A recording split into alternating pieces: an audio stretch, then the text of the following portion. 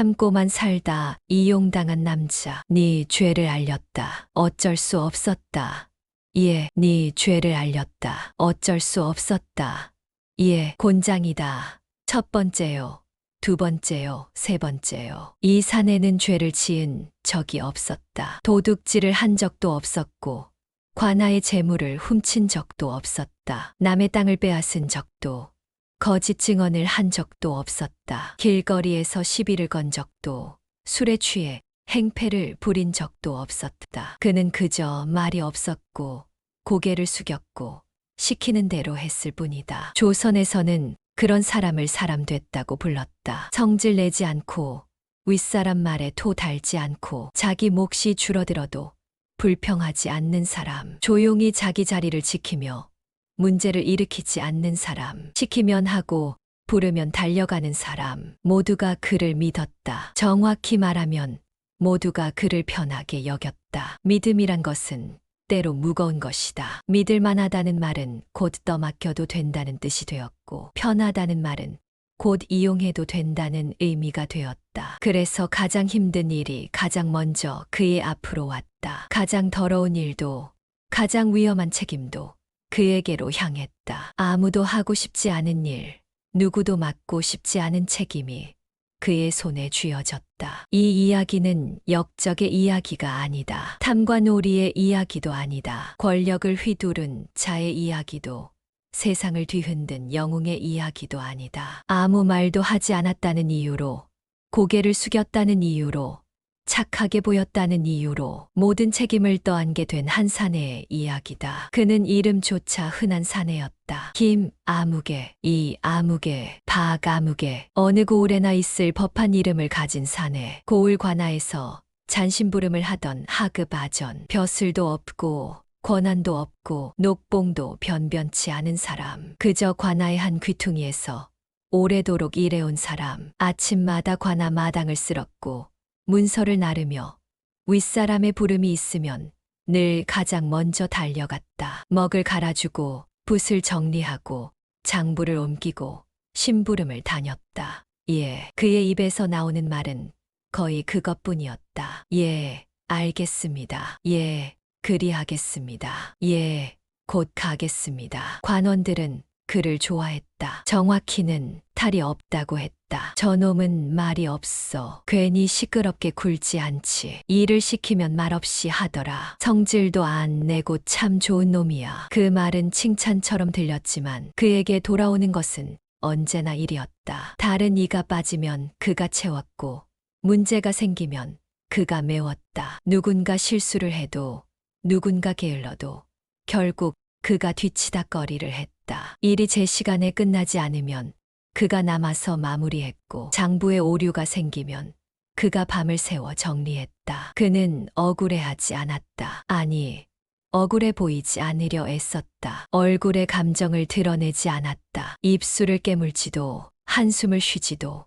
눈살을 찌푸리지도 않았다. 그저 담담히 일을 받아들였다. 조선에서 말이 많다는 것은 탈이 난다는 뜻이었고 탈이 난다는 것은 오래 살지 못한다는 말이었기 때문이다. 그는 오래 살고 싶었다. 조용히, 문제없이, 눈에 띄지 않게. 집에는 늙은 어머니가 있었고 아직 어린 아들이 하나 있었다. 아내는 아들을 낳다 세상을 떠났다. 그들을 먹여 살리려면 관아를 떠날 수 없었다. 관아에서 받는 녹봉은 적었지만 그것이라도 없으면 살 수 없었다. 논밭이 있는 것도 아니고 다른 기술이 있는 것도 아니었다. 그래서 그는 더욱 말을 아꼈다. 불평하지 않았고 저항하지 않았다. 시키는 대로 했고 고개를 숙였다. 밤이면 어머니가 물었다. 오늘은 무슨 일이 있었느냐? 별일 없었습니다. 얼굴이 좋지 않구나. 피곤할 뿐입니다. 그는 더 이상 말하지 않았다. 어머니에게 걱정을 끼치고 싶지 않았다. 어느 해봄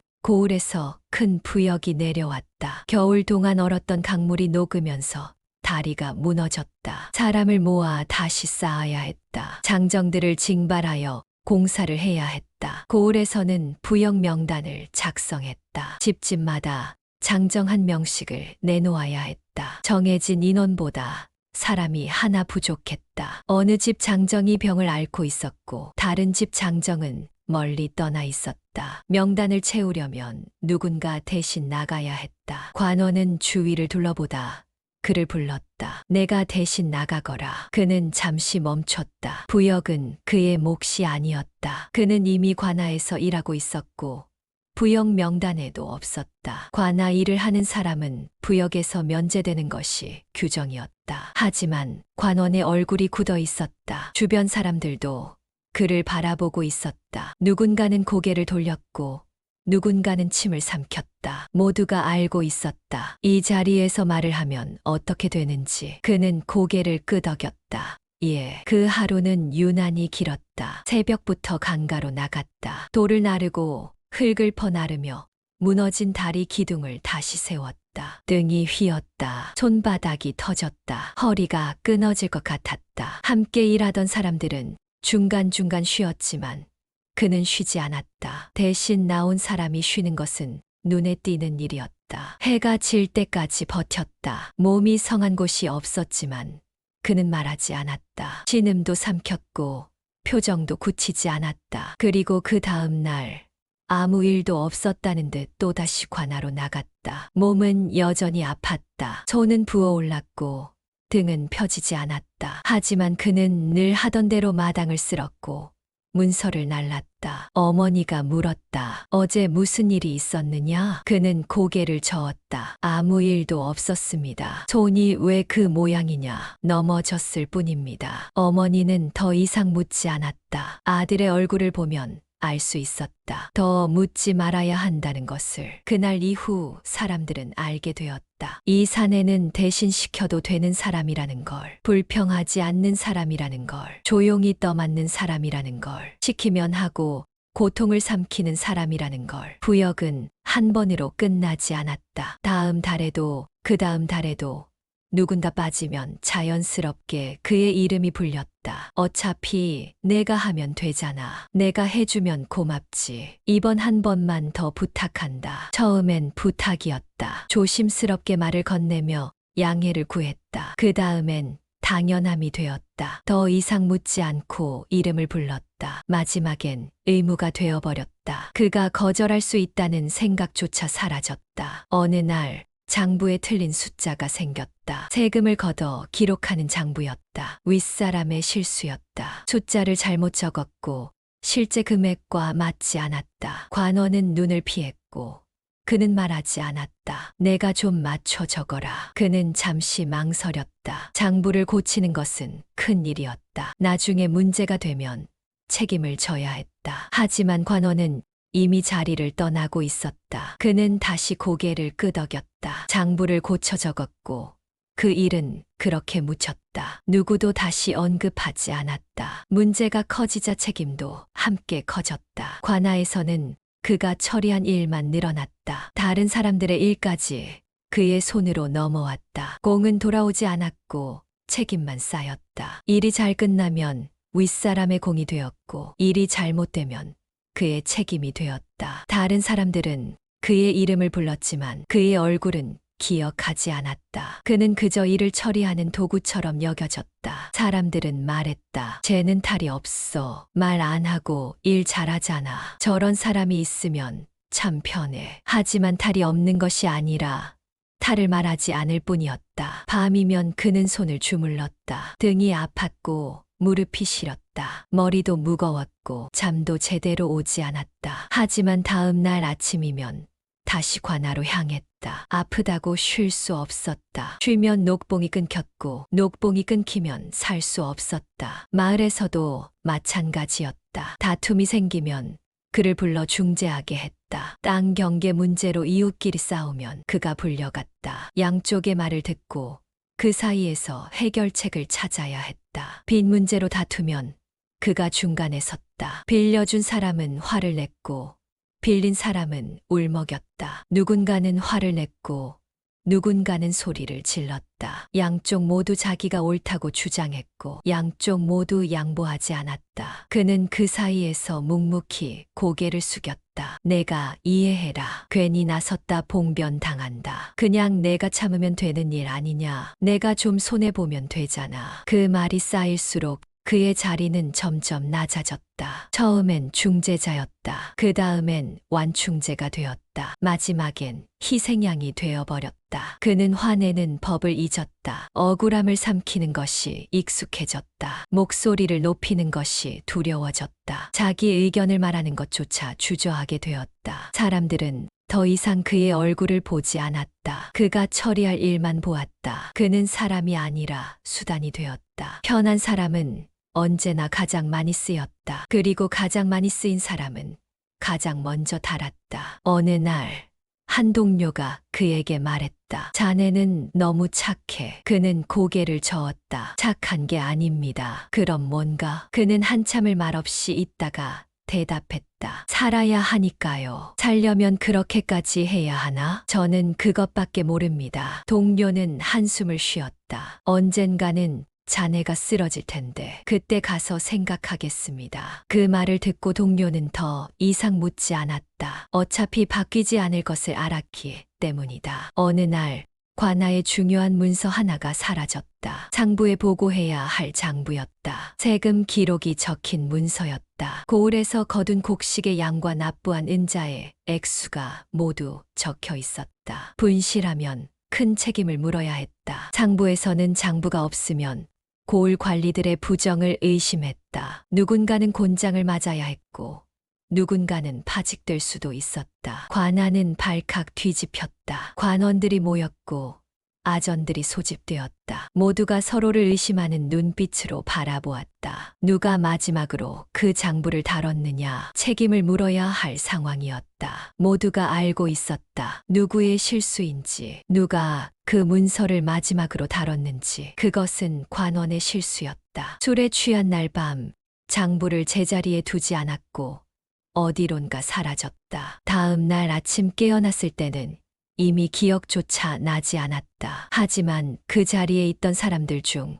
아무도 말하지 않았다. 관원은 주위를 둘러보았다. 시선이 여기저기를 떠돌다가 결국 한 사람에게 멈췄다. 그에게 내가 맡았던 일이 아니더냐. 그는 숨을 삼켰다. 이번에는 말할 수 있었다. 이번만큼은 분명했다. 자신이 그 문서를 다룬 적이 없다는 것을. 그날 밤 자신은 집에 있었다는 것을. 장부를 만진 적조차 없다는 것을. 입을 열면 진실을 말할 수 있었다. 하지만 주변 사람들의 시선이 느껴졌다. 모두가 침묵하고 있었다. 모두가 그가 고개를 끄덕이기를 기다리고 있었다. 눈빛으로 말하고 있었다. 부디 이번에도 그렇게 해달라고. 만약 그가 부인하면 다른 누군가가 책임을 져야 했다. 만약 그가 진실을 말하면 윗사람이 곤란해졌다. 관원은 파직될 수 있었고 그렇게 되면 관아 전체가 흔들렸다. 그리고 무엇보다 진실을 말하는 순간 그는 다시는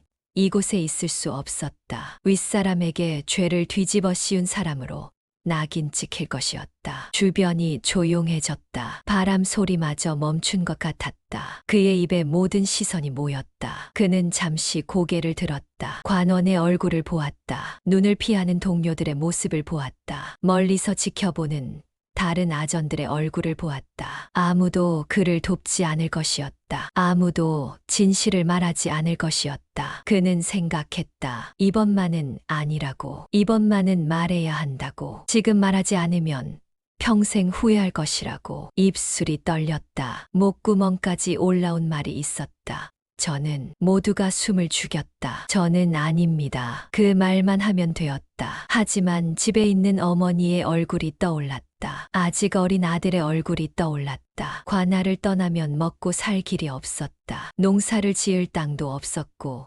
다른 기술도 없었다. 그리고 진실을 말한다고 해서 상황이 나아질까? 누가 그의 말을 믿어줄까? 윗사람과 아랫사람 중 누구의 말을 믿겠는가? 그는 다시 고개를 숙였다. 제가 대신 있었습니다. 그 한마디로 모든 것이 정리되었다. 관원은 한숨을 쉬었다. 동료들은 안도했다. 주변 사람들은 고개를 끄덕였다. 누구도 그를 말리지 않았다. 누구도 진실을 말하지 않았다. 그는 그 순간 알았다. 자신이 무엇을 위해 살아왔는지, 자신이 어떤 사람으로 여겨지는지, 자신이 이 세상에서 어떤 의미를 가진 존재인지. 조사는 빠르게 끝났다. 절차는 간단했다. 책임이 있었고 책임을 질 사람이 있었기 때문이다. 상부의 보고가 올라갔고 처벌이 결정되었다. 곤장 30대. 그날 아침 관아 마당에 사람들이 모였다. 관원들이 줄지어 섰고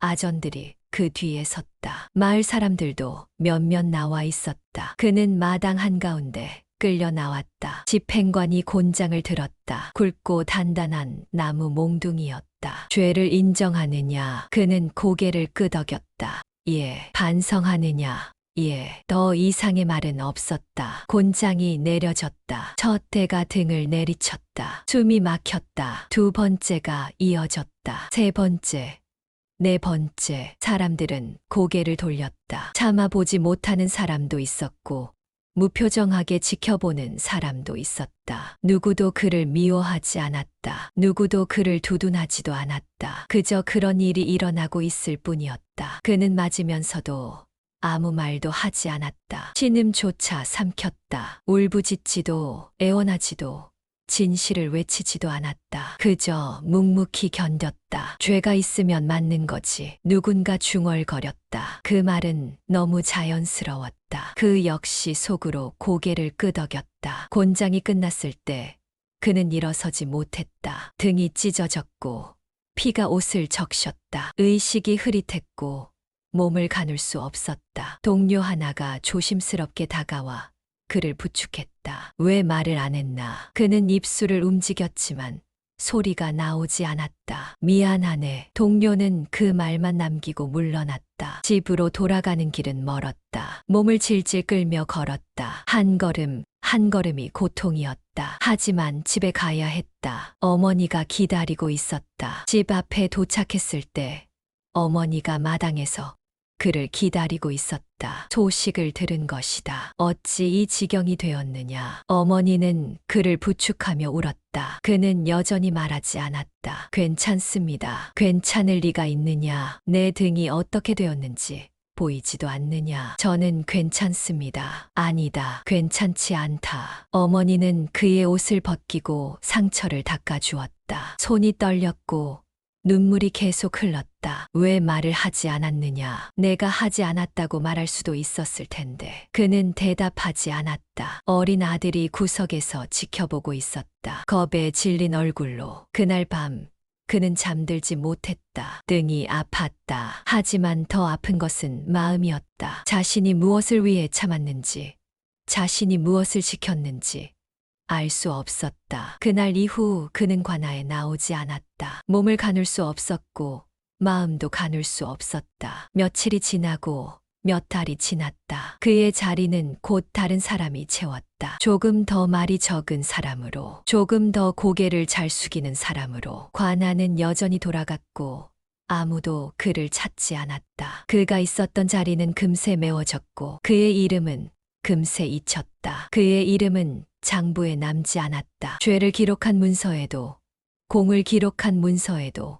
어디에도 남지 않았다. 처벌 기록조차 제대로 남지 않았다. 사소한 일로 여겨졌기 때문이다. 사람들은 그가 있었다는 사실조차 금세 잊었다. 그가 처리했던 수많은 일들도, 그가 대신 맡았던 책임들도, 그가 삼켰던 억울함들도 모두 흐릿해졌다. 관아는 여전히 돌아갔고 마을도 변함없었다. 다만 누군가의 일이 조금 더 늘었을 뿐이다. 새로운 사람이 그의 역할을 대신했다. 그리고 그 사람도 곧 같은 길을 걷기 시작했다. 그는 세상을 원망하지 않았다. 누구를 탓하지도 않았다. 관원을 탓하지도, 동료들을 탓하지도, 제도를 탓하지도 않았다. 그저 끝까지 고개를 숙였을 뿐이다. 몸이 조금씩 회복되었다. 하지만 예전처럼 돌아가지는 않았다. 등에는 흉터가 남았고 걸음걸이도 예전 같지 않았다. 무엇보다 마음에 깊은 상처가 남았다. 어느 날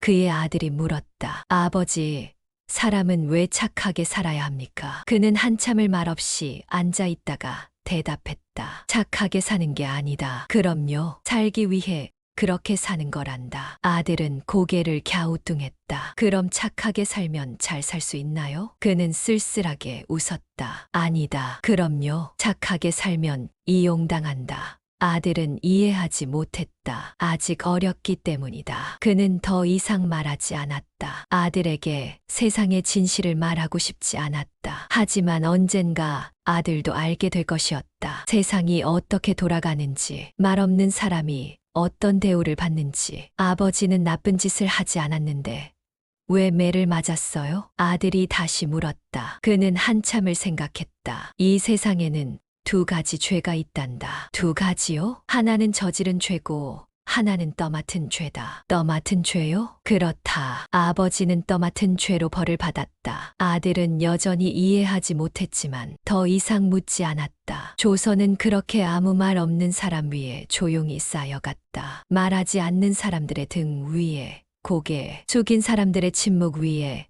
참는 사람들의 인내 위에, 떠맡은 사람들의 희생 위에. 세상은 그들을 기억하지 않았다. 역사책에도 남지 않았고 이야기로도 전해지지 않았다. 그들은 그저 사라졌다. 하지만 그들이 없었다면 세상은 돌아가지 않았을 것이다. 그는 그것을 알고 있었다. 자신과 같은 사람들이 세상을 떠받치고 있다는 것을. 보이지 않는 곳에서, 기록되지 않는 채로. 하지만 말하지 않았다. 끝까지. 그리고 세월이 흘렀다. 그의 아들이 자랐고 관아에 들어갔다. 아버지처럼 하급 아전이 되었다. 첫 출근 날 아들은 관아 마당을 쓸었다. 그리고 윗사람의 부름을 받았다. 내가 대신 이 일을 해라. 아들은 잠시 망설였다. 아버지의 얼굴이 떠올랐다. 등의 흉터가 떠올랐다. 그날 밤의 대화가 떠올랐다. 하지만 결국 아들은 고개를 끄덕였다. 예, 역사는 반복되었다. 끝.